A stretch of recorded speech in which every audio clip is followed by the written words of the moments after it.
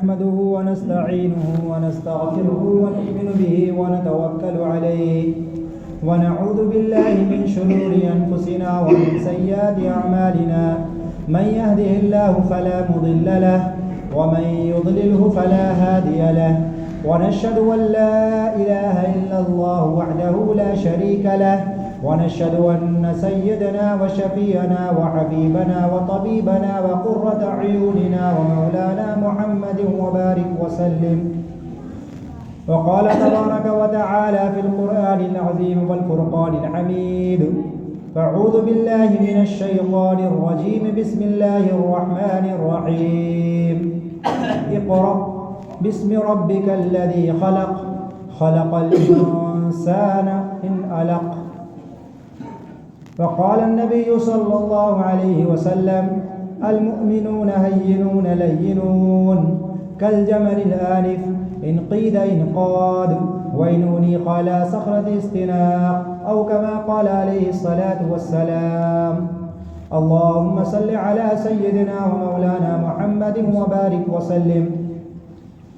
معزز سامعین کرام، اللہ جل جلالہ و عم نوالہ کا ہم اور آپ جتنا شکر ادا کرے کم ہے، کیونکہ اللہ رب العزت نے اس سارے کائنات کو سجایا ہے، ہمیں اور آپ کو بنایا ہے، اور اس دنیا کے اندر میں اللہ رب العزت نے جب سے اس دنیا کو بنایا، دنیا کو بنانے کا مقصد بھی بتایا اور اس مقصد پر چلانے کے لیے انبیاء علیہ الصلاۃ والسلام کے سلسلے کو بھی چلایا کہ اگر اللہ رب العزت صرف دنیا کو بنا کر انسانیت کو چھوڑ دیتے، تب بھی انسانیت کے لیے یہ نہیں تھا کہ وہ اللہ سے حجت کرتا کہ آپ نے انبیاء علیہ الصلاۃ والسلام کو کیوں نہیں بھیجا، کہ یہ تو اللہ کے احسانات ہے، ورنہ یہ انسانیت کے ذمے تھی کہ اللہ کی قدرت سے اور اللہ کی بنائی ہوئی چیزوں سے اللہ کو پہچانتا ہے، کیونکہ دنیا کے اندر میں جتنی ساری چیزیں ہمیں اپنی آنکھوں سے نظر آ رہی ہے، یہ ساری کی ساری چیزیں اللہ کی تعارف کرانے کے لیے.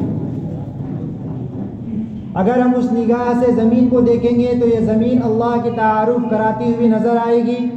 آسمان کی بلندیوں کو دیکھیں گے تو آسمان کی بلندی اللہ کی تعارف کراتے ہوئے نظر آئے گی. آسمانوں سے بارش کے اترنے کو دیکھیں گے تو وہ اللہ کا تعارف بیان کرتا ہوا نظر آئے گا. سمندر کے ٹھاٹے مارتے ہوئے موجوں کو دیکھیں گے تو اللہ کا تعارف کراتا ہوا نظر آئے گا. چاند کی گھٹنے اور بڑھنے پر غور کریں گے، اور سورج کے نکلنے اور ڈوبنے پر غور کریں گے، اور ستاروں کے ٹمٹماہٹ پر غور کریں گے، ہواؤں کے سرسرانے پر غور کریں گے، تو ہر ایک چیز یہ اللہ کا تعارف کراتا ہوا نظر آئے گا کہ میرا کوئی خالق ہے، میرا کوئی مالک ہے. اگر ہم ان چیزوں کو اس نگاہ سے دیکھیں گے تو وہ ساری چیزیں ہمیں اپنے خدا کا اور اپنے بنانے والا کا تعارف کراتا ہوا نظر آئے گا. کہ چاند کا گھٹنا اور بڑھنا اللہ کی طرف سے ہے، سورج کا نکلنا اور ڈوبنا اللہ کی طرف سے ہے، دن اور رات کا ہونا اللہ کی طرف سے ہے. سارا نظام جو اللہ رب العزت نے دنیا کا چلایا ہے، یہ سب اللہ نے اپنے پہچان کے لیے چلایا ہے. سب سے آخر میں ہمارے اور آپ کے آقا جناب محمد رسول اللہ صلی اللہ علیہ وسلم کو اللہ رب العزت نے دنیا میں بھیجا کہ دنیا کا سب سے پہلا انسان بھی نبی اور رسول، اور دنیا کا سب سے آخری جو نبی آئے وہ بھی جو ہے جس کو نبوت کو رسالت کو اللہ نے بند کیا، اس پر بھی ایسی ذمہ داری ڈال دی کہ اب یہ دنیا سے رخصت ہو رہے ہیں، نبوت رسالت کے دروازے کو تو ہم بند کر رہے ہیں، لیکن اس نبی کے ساتھیوں کو ہم نبی کے کام میں نبی کا مددگار بنائیں گے. روز اول سے پہلے دن سے آئے ہیں، بیوی ساتھ بنی، دوست ساتھ بنے، چچا زاد بھائی ساتھ بنے ہیں، اور اپنے غلام ساتھ بنے. روز اول سے نبوت اور رسالت کے سلسلے کو آدم علیہ السلام کے ساتھ شروع کیا گیا. ضرورت نہیں تھی، لیکن اللہ کا احسان ہوا کہ جب جب دنیا کے اندر میں بگاڑ آیا، انبیاء علیہ الصلاۃ والسلام کو صرف اور صرف نبی کا کوئی کام نہیں تھا، صرف اور صرف اسی بات کے لیے آتے تھے جب لوگوں کے اندر میں دلوں کے اندر میں بگاڑ آتا تھا، لوگوں کے دلوں پر محنت کرنے کے لیے انبیاء علیہ الصلاۃ والسلام تشریف لاتے تھے. تو قوم سمود کے اندر میں طاقت کا بگاڑ آیا، قوم سبا کے اندر میں باغات کے لائن کا بگاڑ آیا، وہ فرعون اور نمرود اور شداد میں حکومت کے لائن کا بگاڑ آیا، قارون میں مال کے لائن کا بگاڑ آیا، اور اللہ رب العزت نے انبیاء علیہ الصلاۃ والسلام کو بھیجا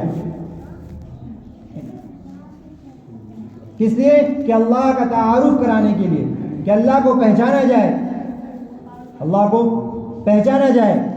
ہم اللہ کو جانتے ہیں، اللہ کو پہچانتے نہیں ہیں۔ اللہ کو جانتے ہیں کہ اللہ ہے، لیکن کیسی طاقت والا ہے، کیسی قدرت والا ہے۔ اللہ کو اللہ کی قدرت کے ساتھ جانا جائے، اللہ کو اللہ کی صفات کے ساتھ پہچانا جائے۔ 99 صفاتی نام ہے کم و بیش، جو ساری کے ساری ہر ایک صفاتی نام وہ اللہ کی ایک ایک طاقت ہے۔ کیا ہے؟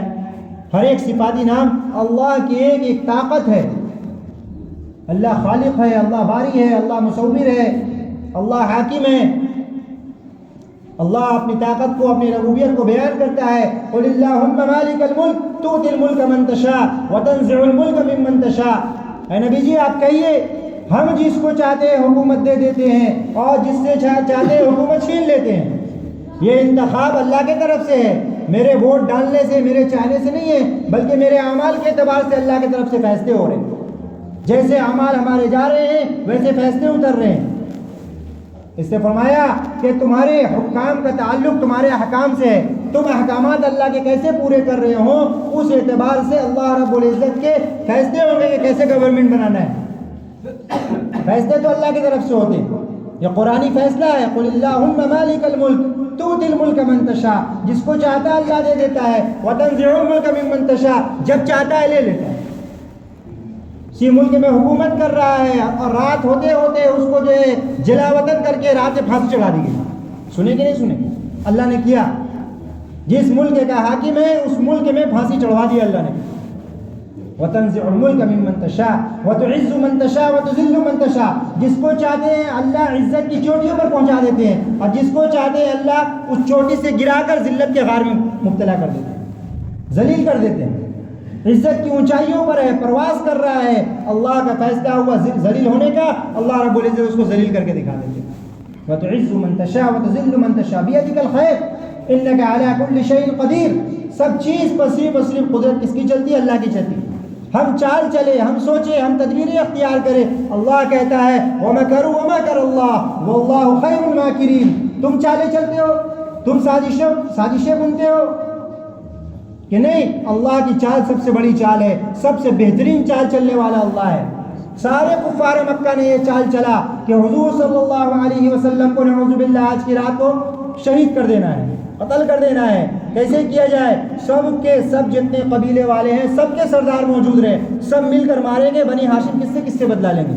چال چلا انہوں نے کہ رات میں جب نکلیں گے فجر کے وقت میں، اس وقت ان کو، اور اللہ رب العزت کا حکم ہوا کہ ہم ان کے درمیان سے نکال کے دکھائیں گے کہ اللہ نے براق نہیں بھیجا، جبرائیل کو نہیں بھیجا اڑا کے لے کے چلے جاؤ، کہ نہیں، اللہ کے نبی، اللہ نے اپنے نبی کو حکم دیا، اے نبی جی کنکری آپ اٹھائیے، ان کی طرف پھینکیے۔ کنکری اٹھا کر پھینکے یا آنکھ ملتے رہ گئے، سامنے سے اللہ نے نکال دیا۔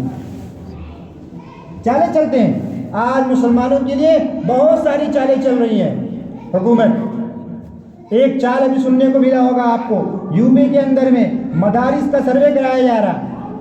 مدارس پہ ہم اپنا سلیبس ڈالیں گے کہ مدرسے میں تم کو کیا پڑھانا ہے ہم بتائیں گے، مدرسے میں کیا پڑھانا ہے ہم بتائیں گے، مدرسے کا حساب کیا ہے بتاؤ مجھے۔ آج تک کبھی ایسا نہیں ہوا اور نہ ہوگا انشاءاللہ۔ یو پی سے شروعات ہوئی ہے، ان کا پورا ہندوستان کے اندر میں اس کو کرانے کا یہ ہے، اپنے سلیبس کو ڈالنے کا۔ ہمیں تمہارے سلیبس کی کیا ضرورت؟ ہمارے پاس ہمارے نبی سلیبس لے کر آئے ہیں قیامت تک کے آنے والی انسانیت کے لیے، جس سلیبس کا نام قرآن کریم ہے۔ جس سلیبس کا نام کیا ہے؟ قرآن کریم ہے۔ الحمدللہ سے لے کے والناس تک یہ پورا کا پورا تو یہ ہر ایک مسلمان کا سلیبس ہے۔ ہمیں تمہارے سلیبس کی کیا ضرورت؟ اس قرآن کی تشریح حدیث ہے۔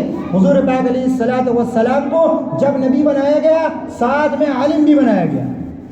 نبی بنانے کے ساتھ ساتھ کیا کیا گیا؟ سب سے پہلی آیت اقرا، سب سے پہلی آیت پڑھنے کی، اقرا بسم ربک الذی خلق۔ اے نبی جی آپ پڑھیے جس نے آپ کو بنایا ہے اس کے نام سے۔ آپ کو نبی بنایا جا رہا ہے، پہلے عالم بنایا جا رہا ہے۔ کیا بنایا جا رہا ہے؟ عذر کر رہے ہیں، ما انا بقاری، ہم کو پڑھنا نہیں آتا۔ ایک بار، دو بار، تین بار جبرائیل صاحب نے بھیجا، جبرائیل علیہ الصلوۃ والسلام کے علم ہمارے اور آپ کے نبی کے اندر منتقل ہوا، پڑھنا شروع کیا۔ نبی بھی بنائے گئے، عالم بھی بنائے گئے. جو علم والے ہوتے ہیں وہ اللہ کے احکامات کو زیادہ جاننے والے ہوتے ہیں، وہ اللہ سے زیادہ ڈرنے والے ہوتے ہیں. اس لیے ایک مجمع میں کسی نے پوچھا اللہ کے نبی صلی اللہ علیہ وسلم میں سب سے بڑا عالم بننا چاہتا ہوں. حضور نے فرمایا تقوی اختیار کرو. کیا کرو؟ کیا ابو ہریرہ کے درس میں بیٹھ جاؤ، مسعود کے درس میں بیٹھ جاؤ کہ نہیں؟ تقوی اختیار کرو. علم تو اللہ دے گا. علم کون دے گا؟ اللہ سے ڈرو. اللہ علم کے ایسے معارف کھولے گا، ایسے دروازے کھولے گا جس کا تم کو احساس بھی نہیں ہوگا، کیونکہ اللہ نے کہا ہے ہم اس کو ایسی راستے سجھائیں گے جس کے دوسروں کو احساس بھی نہیں ہوگا. اپنے علم میں سے علم دیں گے، اپنے علم میں سے علم دیں گے، اللہ دے گا. پہلی تعلیم، اس امت کی پہلی بنیاد، نبی کو نبوت دی جا رہی ہے، پہلے عالم بنایا جا رہا ہے کہ پڑھو. اب پڑھایا گیا اللہ کے نام سے، اللہ کے نام سے نبوت مل گئی. ہر ایک کو بتایا اللہ کے نبی صلی اللہ علیہ وسلم نے احکامات کی تعلیم دی. ہر ایک کو اللہ کے نبی صلی اللہ علیہ وسلم نے اللہ کی قدرت کی تعلیم دی. عالم بنا کر کام ختم نہیں ہو گیا. اب اللہ کے نبی صلی اللہ علیہ وسلم فرما رہے ہیں انما انا بعثت معلما، مجھے معلم بنا کر بھیجا گیا ہے. کس بات کے لیے؟ اللہ کے نبی کا کام بتایا گیا وَيُزَكِّيهِمْ وَيُعَلِّمُهُمُ الْكِتَابَ وَالْحِكْمَةَ. نبی کا کام ہے کہ اپنے امت کا تزکیہ کریں. ان کے دلوں کے اندر میں جو گندگی ہے مال کا، اور جو ہے ان کے اپنے اندر عجوب ہے، کبر ہے، بڑائی ہے، ان کے دلوں کی صفائی کی جائے. وَيُزَكِّيهِمْ وَيُعَلِّمُهُمُ الْكِتَابَ وَالْحِكْمَةَ، اور ان کو ہم نے کتاب کی اور حکمت کی تعلیم دیتے ہیں. نبی کا یہ کام ہے کتاب کی، حکمت کی تعلیم دینا، دلوں کی صفائی کرانا. دلوں کے اندر میں جو گندگیاں ہیں شرک کی، دلوں کے اندر میں گندگیاں ہیں نفاق کی، دلوں کے اندر گندگیاں ہیں حسد کی، دلوں کے اندر میں گندگیاں ہیں طرح طرح کی، اس کو دلوں کو پاک کرنا، صاف کرنا. کہ جب دل پاک اور صاف ہوگا اس دل پر اللہ کا معرفت کا انعکاس ہوگا. دل گندا ہوگا اس دل میں کبھی اللہ کا معرفت کا انعکاس ہو ہی نہیں سکتا. یہ ہمارا اور آپ کا انتہا ہے کہ میرے دل میں اللہ آ جائے. میرے دل میں اللہ کے آنے کے لیے غیر اللہ کا نکلنا شرط ہے. اس لیے نبی کی پہلی آواز دلوں کی صفائی. لقد من اللہ علی المؤمنین اذ بعث فیہم رسولا. ہم نے احسان کیا ہے انسانیت پر کہ ہم نے ایک بڑا شفیق نبی ان میں بھیجا ہے. کیوں بھیجا ہے؟ کیوں بھیجا ہے؟ کام بتایا وَيُعَلِّمُهُمُ الْكِتَابَ وَالْحِكْمَةَ، کہ یہ سب سے پہلے عالم ہیں کہ لوگوں کو کتاب اور حکمت کی تعلیم دیتے ہیں. قرآن پاک کی آیت پڑھ پڑھ کر سناتے ہیں. کیا کرتے ہیں؟ قرآن پاک کی آیت پڑھ پڑھ کر سناتے ہیں، کیونکہ یہ قرآن ہمارے سلیبس ہے قیامت تک کے آنے والی انسانیت کے لیے. یہ سوچ نہیں ہے کہ اب قرآن 1400 سال پرانا ہو گیا، اب اس میں رہبری نہیں ملے گی. خدا کی قسم یہ قرآن تو آنے والی انسانیت، قیامت تک کے آنے والی انسانیت کے لیے رہبری ہے. اس کے اندر آج مسلمان اس سے رہبری کم حاصل کر رہا، غیر زیادہ حاصل کر رہے. غیر اس قرآن سے زیادہ رہبری حاصل کر رہے ہیں. ان کا اس پر ایمان نہیں ہے، لیکن اللہ کے نبی کی جو خبریں ہیں ان خبروں کے ذریعے سے طرح طرح کے ایجادات کر رہے ہیں. سائنسی ترقی جو آپ دیکھ رہے ہیں قرآن پر ریسرچ کر کے یہ ان میں سے نکال رہے ہیں. تو اس قرآن کی حفاظت، ہماری شریعت کی حفاظت، ہمارے دین کی حفاظت یہ امت مسلمہ کی اہم ذمہ داری ہے.